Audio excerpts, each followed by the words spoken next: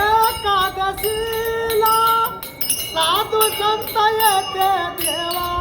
तुझ्या दर्शनाला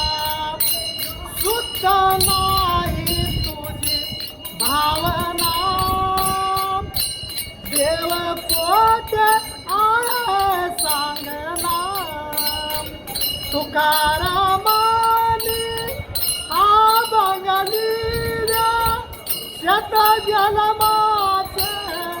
सार्थक झाले शुद्ध नाही तुझी भावना देव कोठे सांगना